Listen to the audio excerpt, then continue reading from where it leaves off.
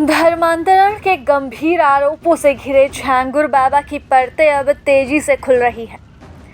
कभी रूहानी बाबा और चमत्कारी पीर के रूप में पूजे जाने वाले इस शख्स की पहचान अब एक संगठित, शातिर और गहरी साजिश रचने वाले मास्टरमाइंड के रूप में सामने आ रही है।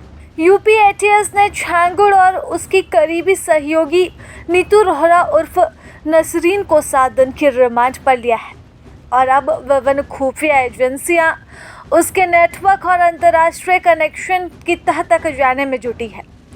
जांच एजेंसियों के अनुसार झांगुर बाबा ने अब तक करीब 1500 महिलाओं और लड़कियों का धर्मांतरण करवाया है। इसमें निसंतान, विधवा, परित्यक्ता और मानसिक रूप से अस्थिर महिलाएं प्रमुख रूप से शामिल थीं। बाबा पहले उन्हें चमत्कार और इलाज के नाम पर अपने जाल में फंसाता, फिर धीरे धीरे ब्रेन वॉश कर धर्म परिवर्तन के लिए मजबूर करता। बता दें कि झांगुर बाबा उसकी सहयोगी नीतू उर्फ नसरीन के साथ बीते शनिवार को एटीएस ने दोनों को ही गिरफ्तार किया था। दोनों बलरामपुर के मधुपुर के रहने वाले हैं। झांगुर बाबा के खिलाफ पहले से ही गैर जमानती वारंट जारी था और उस पर 50,000 का इनाम घोषित था। दोनों को कोर्ट में पेश किए जाने के बाद रिमांड पर लेकर लखनऊ जिला जेल भेज दिया गया है।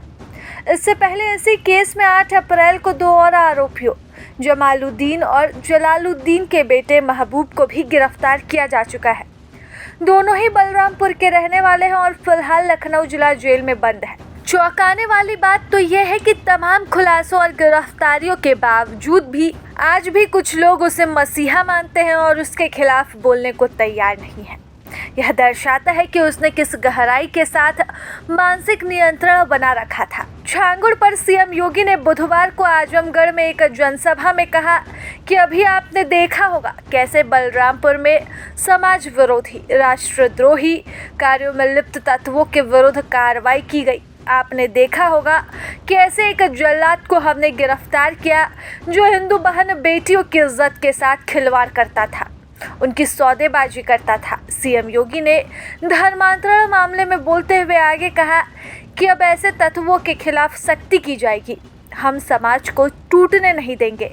राष्ट्र विरोधी, समाज विरोधी तत्वों को चकनाचूर कर रहेंगे।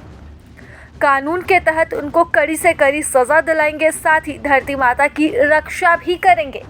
आपको बता दें कि यूपी सरकार के द्वारा झांगुर बाबा की आलीशान कोठी पर भी बुलडोजर चला और इस बुलडोजर के साथ ही झांगुर बाबा के कई राज भी बाहर आए हैं।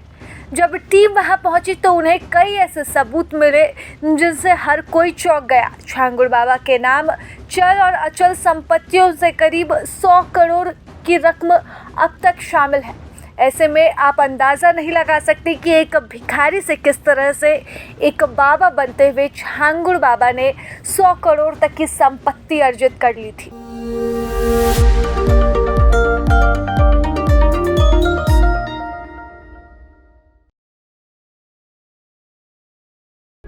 प्रभातखबर.com, विश्वास वही, रफ्तार नहीं।